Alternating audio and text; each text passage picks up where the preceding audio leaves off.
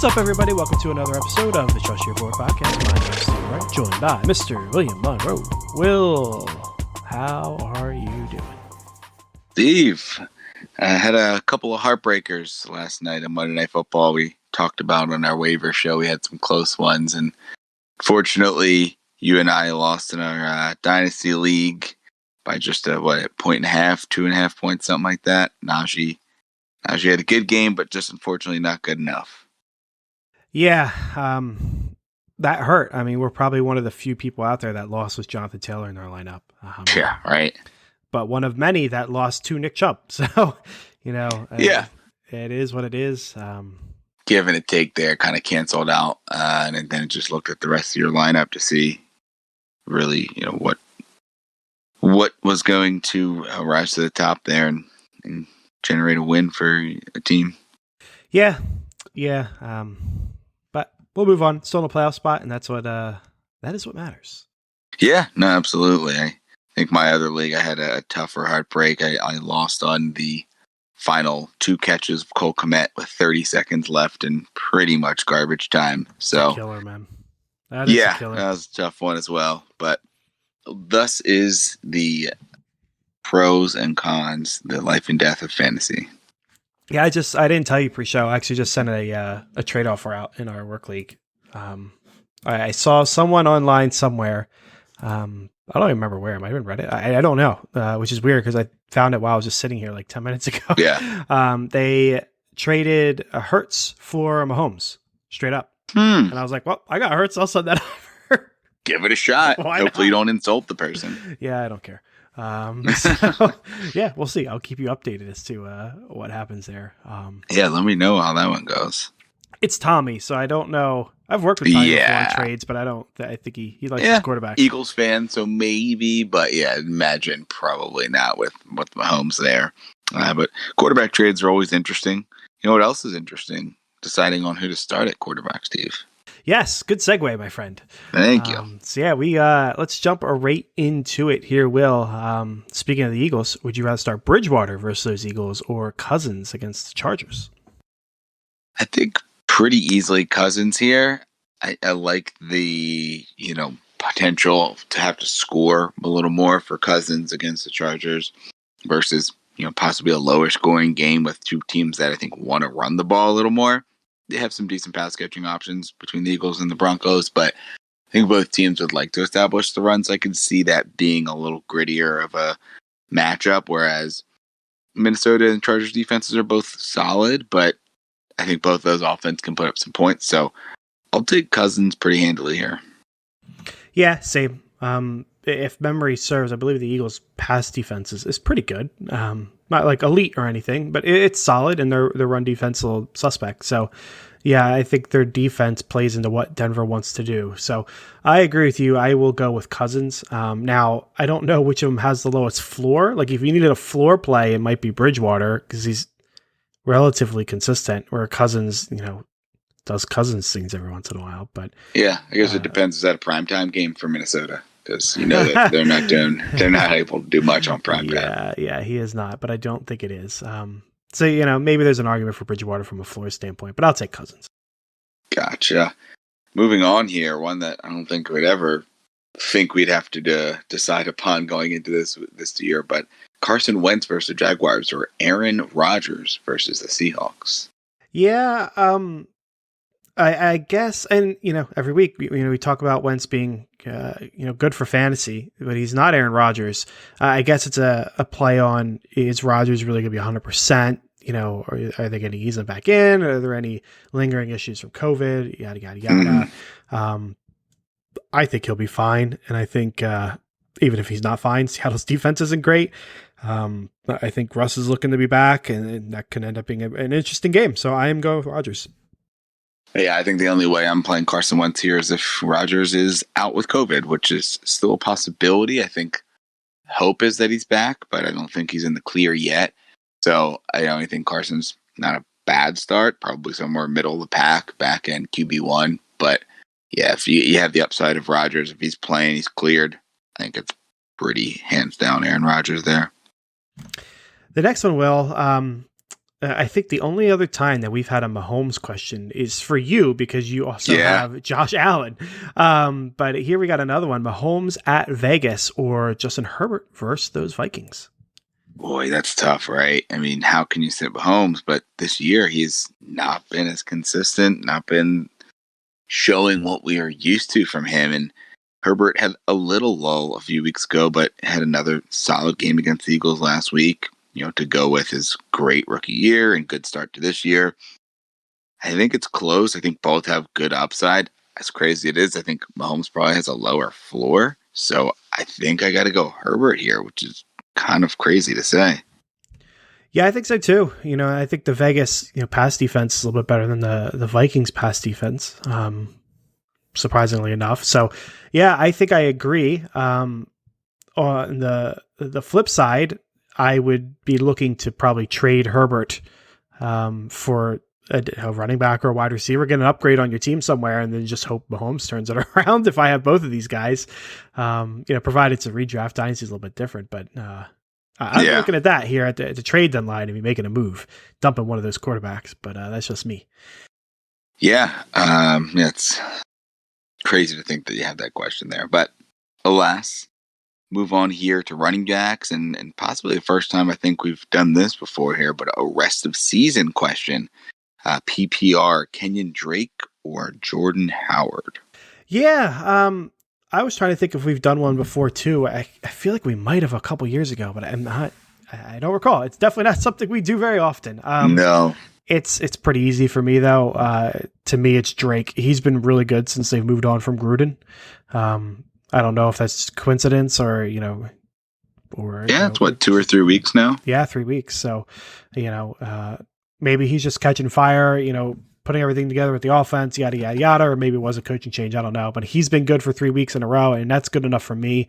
Meanwhile, Jordan Howard, we talked about on the waiver show, he's got assuming a pretty short shelf life when Sanders gets back. I'd imagine he's not as fancy relevant. Maybe he sneaks in some touchdowns here or there. We talked about on the waiver show, but I'll stick with Drake here pretty easily rest of the season. How about you? Yeah, and I think everything you said makes sense, and that's why I think the choice is Drake here. But I think when you look at it, you're probably looking at close to Jordan Howard's ceiling right now with Miles Sanders out and a split backfield where he's kind of the go-to touchdown guy, where you're probably looking at, somewhere, mid or closer to the floor than the ceiling for Kenyon Drake, right? I mean, Josh Jacobs, I believe, is still playing. I don't have too many Raiders running backs across the board, but as far as I know, Josh Jacobs has been healthy, right?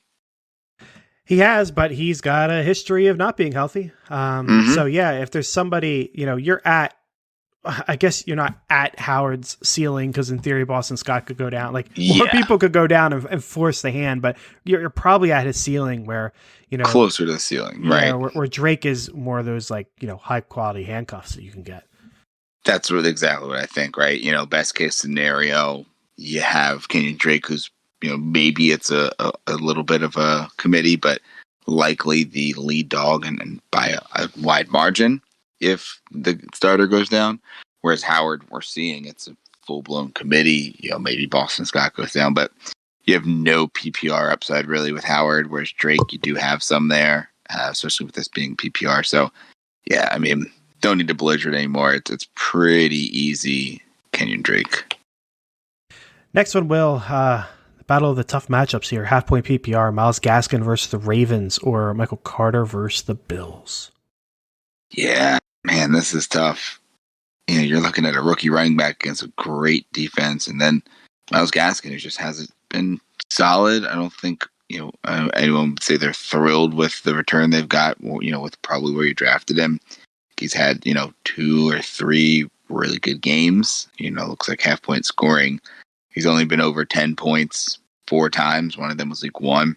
Had a really big game where he had 10 catches in week 5 against Tampa. But other than that, you don't have too high of a ceiling.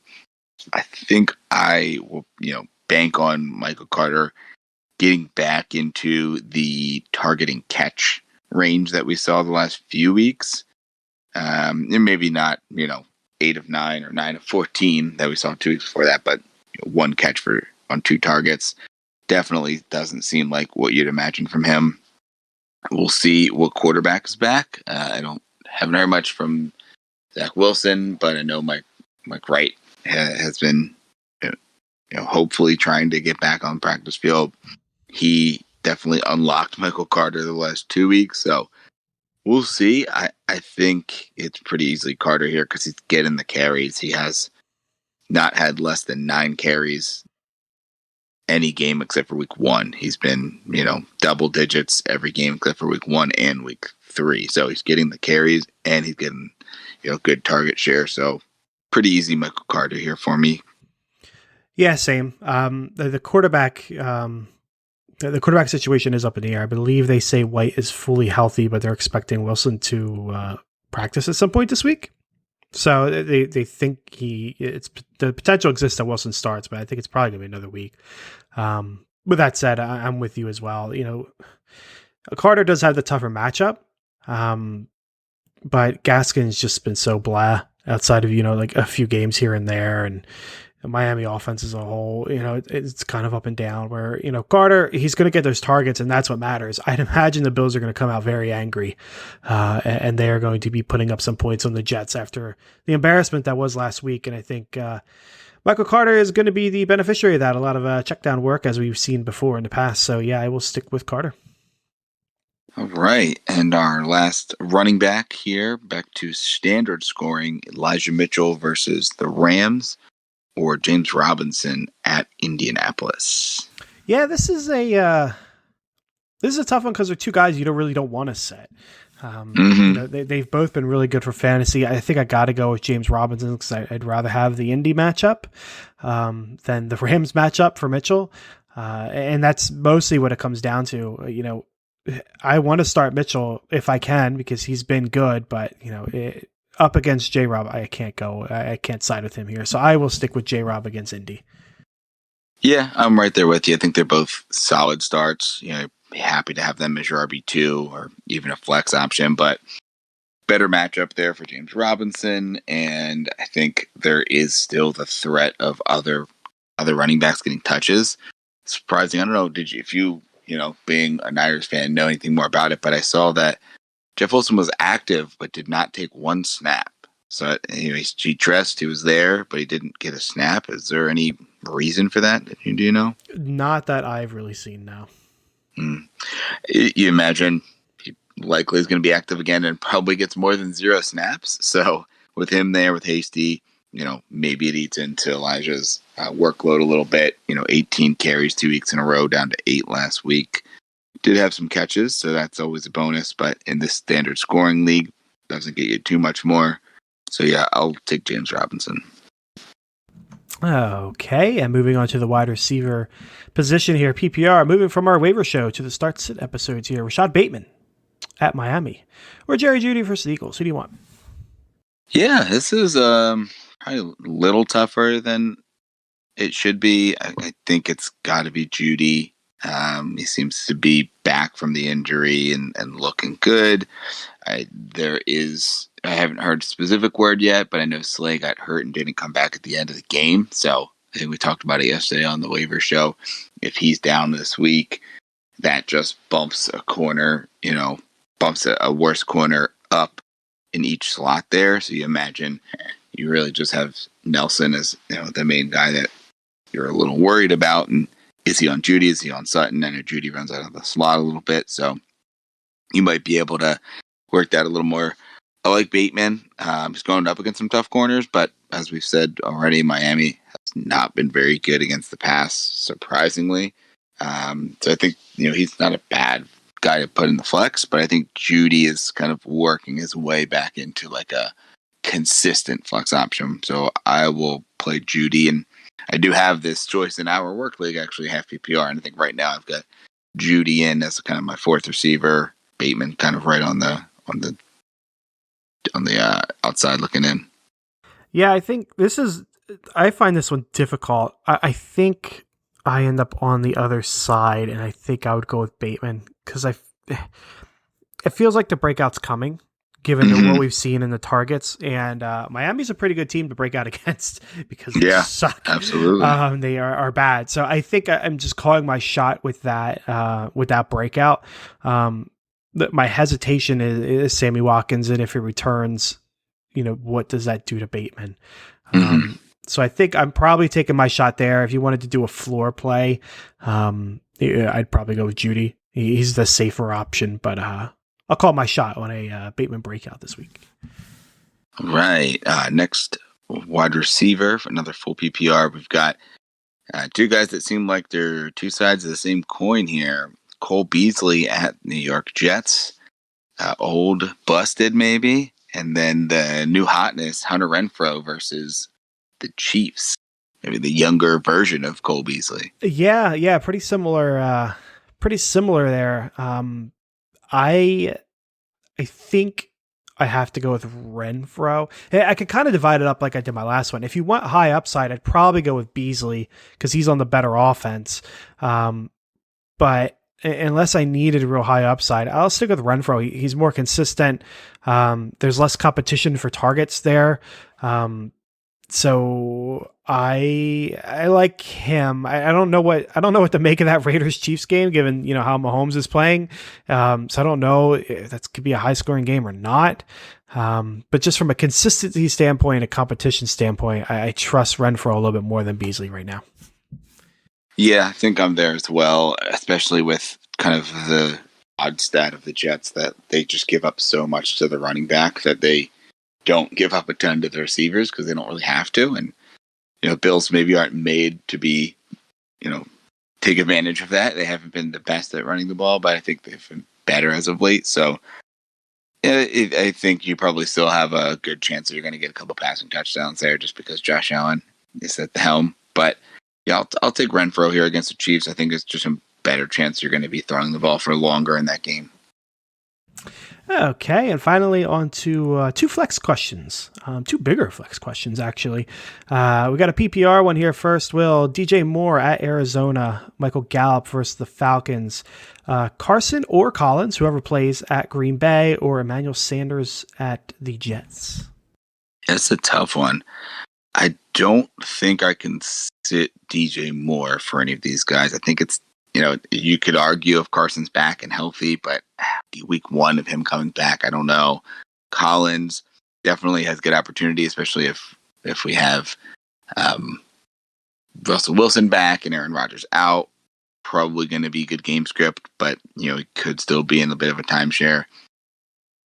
I don't know that I want to play Gallup week one back, especially if everyone's healthy.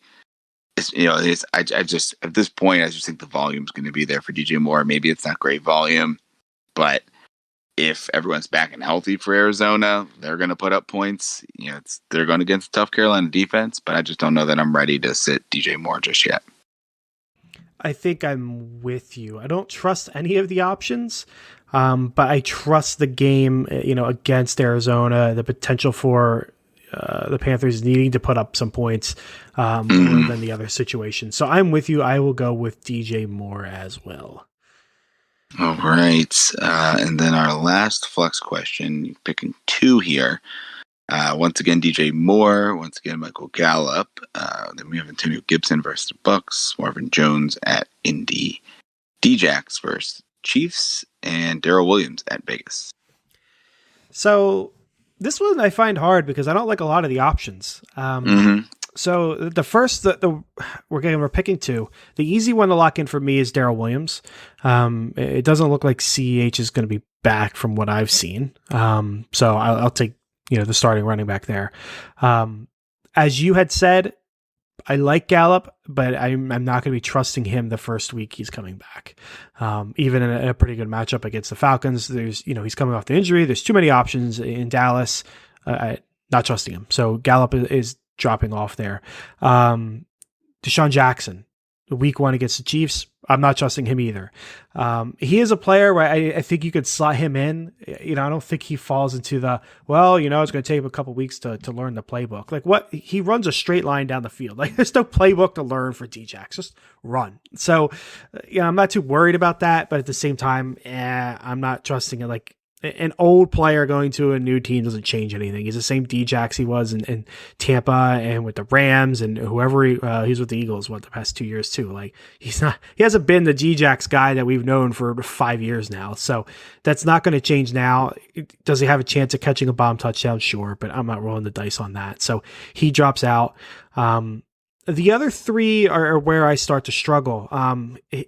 It feels bad benching Gibson, but against the Bucs run defense and him really not putting up a good fantasy line the past like 3 or 4 weeks, I don't think I could play him. So I think I sit Gibson, and I like the Marvin Jones matchup against Indy more than I like DJ Moore, but Marvin Jones hasn't done anything great in a little while either. He hasn't been terrible, but he hasn't been good either. So I will again stick with DJ Moore here. Yeah, I don't really have too much more insight to add there. I'm going to go with Daryl Williams, DJ Moore. Williams, once again, if like CH is out, it's pretty easy. You got to play Daryl Williams. And I know the rookie, or I don't even know if he's a rookie, the newer running back on the team there, Gore, that's been getting some carries, has been taking some work away, but I still think Daryl is going to be the likely lead guy there. And I'm just not ready to see DJ Moore just yet. If Gibson had a better matchup, maybe, you could take the shot on Marvin Jones, but there's still the injury risk of Trevor Lawrence. I think he's been practicing at least somewhat, but you're still hoping that he's back and fully healthy. So, I mean, if you want to play it safe and go with Marvin Jones over DJ Moore, I wouldn't hate it, but I just not ready to sit DJ Moore just yet. Okay, well, time to move over into the trade portion of the show. Got 2 dynasty ones to start off per the usual 16 teams here, Will. PPR, Amari Cooper and James Conner, or Cam Akers, Michael Carter, and Terrence Marshall. This is a big one. Yeah, that is a big one. I think I probably take the young side unless, obviously if you're a contender, you're not taking those younger players. But if you are not like a true top 4 or 5 team and ready to win now, I think getting, Akers, obviously ton of upside. You got to hope he comes back fully healthy, but ton of upside there. Michael Carter, we're seeing it right now, and it looks like he's going to develop into at least just a solid RB2, if not better. And then Terrence Marshall hasn't really played much because of injury, so I don't mind buying low on him. Connor, obviously, if you're a contender, he's going to be good this year and possibly on and off for future years. Connor will be valuable while Chase Edmonds is out. And Amari is Amari. You're definitely getting a top 20, maybe top 10 some weeks too, wide receiver. So if you're a contender, definitely the Cooper side. But anything other than that, I think it makes sense to just get those good young pieces there in Akers, Carter, and Marshall. Yeah, I think I'm with you. If I'm a contender, it has to be Amari because you're not getting too much help from the other side. If you're a rebuild, yeah, I would still want the Akers side. It is like as your contender, it is hard, moving on from Akers and Carter to get James Conner, who's probably like a 1-year guy, maybe like a 2-year guy. But at the same time, we don't know what Akers is going to be when he's get back. There's not a great history of people coming back from his injury. So you really don't know. And Henderson's looked good, but still as a rebuild, a lot of good young players there, stuff you could build around. So I will take the Akers side. It's a contender. It probably hurts, but yeah, I'd have to go with the Cooper Conner side. All right. Next up here, another one that may be similar, PPR Dynasty, Ezekiel Elliott or Travonta Williams. Oh boy, this one hurts. Yeah. It feels weird, but I think I have to go with Javonte Williams. He has looked good and he's been fantasy relevant, sharing the load with Melvin. You would like to think that Melvin Gordon will be gone at the end of the year. You never know. I had thrown something out on Twitter, I think today, I don't remember, recently about, the Chubb Kareem Hunt split. Like people have been waiting for that split to be happening for years now, and it's just never happened. So maybe Melvin Gordon's back next year. You don't know. He's played well enough to come back. I don't think so, but it's possible, in which case that hurts. But at some point you got to pull the trigger on, these older, I don't want to call Zeke old, but these older tier running backs that are still good, and you got to pull the trigger and move on before their value just collapses. And I think I would take this trade to move on from that. Yeah, I think it's tough. If you're a contender, I mean, and there's still a chance you could have that Travonta breakout at the end of the year and be not too far of a drop off from Zeke. But yeah, I mean, if you're true contender, I guess you could make the Zeke argument. Anything other, it's Javonte Williams. And even as a true contender, you could call your shot and say, hey, I think Javonte's going to really break out at the end of the year and be in the same kind of ballpark as Zeke, even if he's not getting the full volume. So I probably take Javonte on this side, but man, I'd want to see if I could, maybe get something else. Maybe you can, if you're the Zeke owner and you're trading, him for Williams, maybe you could say, hey, let me get, a second round pick in Javonte or something. Probably tough to ask for that with Travonta Williams, the hype around him, but I'd see if I could get anything more back. That makes sense. Like I said, it's tough to pull the trigger on it when you're staring it down. Moving into the world of redraft here, 10-team PPR. T. Higgins and Kyle Pitts or Stephon Diggs. A note that the team getting Diggs, losing Pitts, has Gesicki on his team, so that is who he would roll with at tight end. So basically, Higgins and Pitts or Diggs and Gesicki. I think I take the Diggs side here. Obviously coming off of a down week for the overall offense for Buffalo. Yeah, maybe you're getting a little bit of a discount because people didn't see a blow up game from Diggs. I like Gesicki, so not bad. I'm a little worried about Pitts just for the way the defenses are playing him with Calvin Ridley not there. They've been rolling over the top corner on him, so they're like bracketing him. So while I think Pitts is great in Dynasty going forward, I'm a little worried about just him being like the really sole focus of the defense. And I think there is, just tons of targets and it is a substantial upgrade going from Higgins to Diggs. So I wouldn't mind paying, Pitts to do that and, working Gesicki or working, the waivers or maybe making another trade for tight end if you really want to. Yeah, I'm with you. And the Diggs Higgins, like you said, is a big upgrade. I'm not sure that the Pitts Gesicki move's a downgrade. With all the injuries in Miami all the time, and like you said, Pitts getting that, that special coverage. If Gesicki finished higher rest of the season than Pitts, it wouldn't surprise me at all. With that said, you mentioned Pitts and Dynasty. It might be a good time, you wait, whenever your trade deadline is, take a shot at Pitts. If, the owner is less savvy and, is not seeing a breakout year that he was expecting, then maybe you can end up snagging him. So take a look if you got a less savvy owner owning Pitts. Yeah. And then, even in the coming weeks, I think you're probably going to have targets, but not necessarily the scoring that you want, while Calvin Ridley's out. So the more he does, not put up those numbers because of the coverage there, if you have someone that's a little less savvy and they're worried about him just not living up to the hype, take your shot and see if you can go get him. Yeah. Next one here, half point PPR, again, staying in the world of redraft. Straight up, Patterson or AJ Brown. Yeah, it's I think the thing that's tough is, man, there's the versatility of Patterson. You got a running back and a receiver. It really covers holes when you get injuries. I think I'd have to take AJ Brown if I'm going straight up here. I'd much rather be getting him than Patterson. Just, I think he's on the ascent, for this season with the way that the offense is going to have to run. They're going to try to run the ball more, but I don't think it's going to be nearly as successful as Derrick Henry being there. So AJ Brown seems to be healthy, seems to be getting the volume, and you just, Patterson, there's going to be ways to get him a little more schemed out of it. So I think I'd have to trade that versatility for AJ Brown. Yeah, I think so too. The upside's probably with AJ Brown.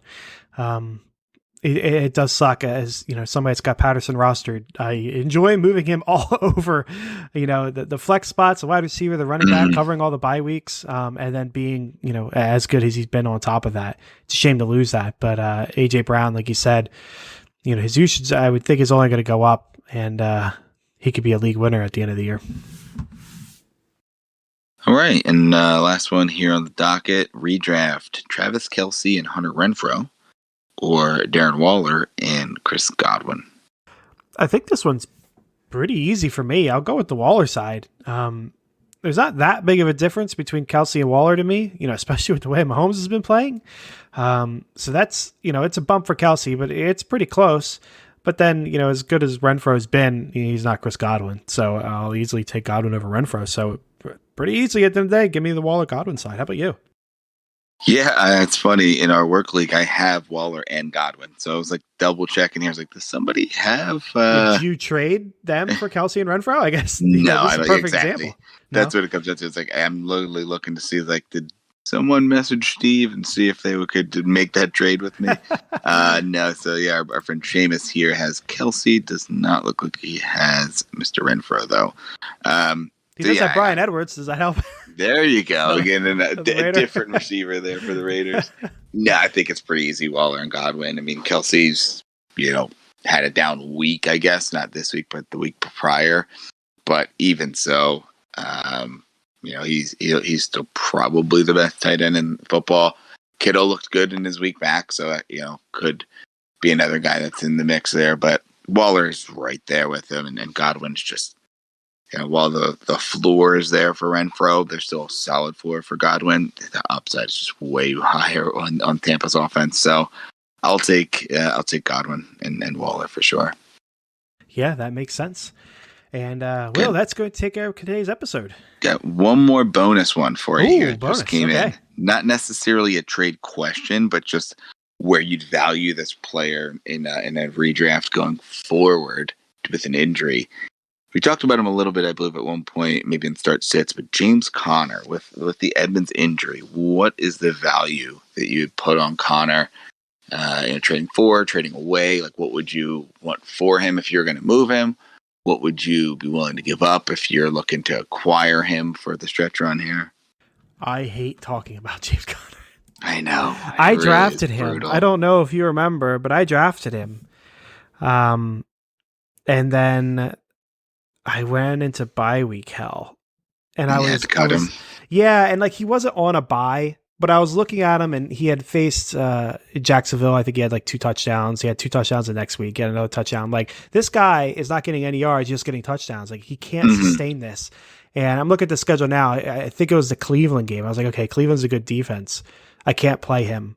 I can't trust him to give him a touchdown. I have to drop him. And to my credit, he didn't score that week. He didn't hit double digits. That's the only week he didn't hit double digits. And now obviously he's gone to the moon. So, it hurts me to talk about James Conner. But he's quite valuable. He is, you're going to have to pay up a lot for him. And, you're going to look at James Conner and not, the name value has changed from what it was back in the Steelers days.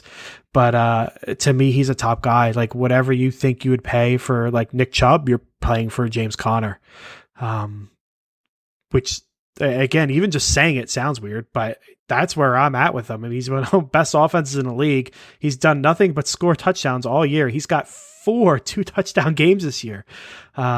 It's crazy. He doesn't have a bye week. That's a shame that he hasn't, missed his bye yet. But his playoff schedule's Detroit, Indy, and Dallas. Like that, yes, please. That looks pretty good. Yeah. Seamus is the guy that owns him. He's the one on the outside of the playoffs, right? We need to keep it that way. Yeah, he is. We need to keep it that way because that's scary. But yeah, I mean, whatever you think you'd pay for a guy like Nick Chubb, I think we got to pay for Conner. You're looking at a top tier, wide receiver, tight end kind of a thing.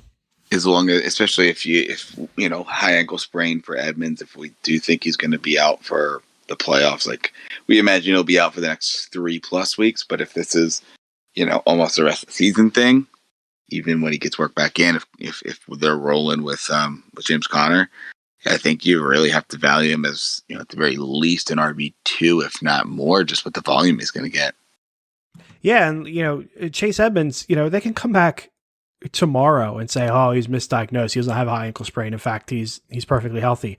Like James Conner's still usable. It's not like Chase Edmonds hasn't been here all year, and Conner's been usable. Sure, he doesn't have that Chubb value anymore, but he's still starting running back that you're plugging into your lineup. So even if Chase comes back, you're still using him.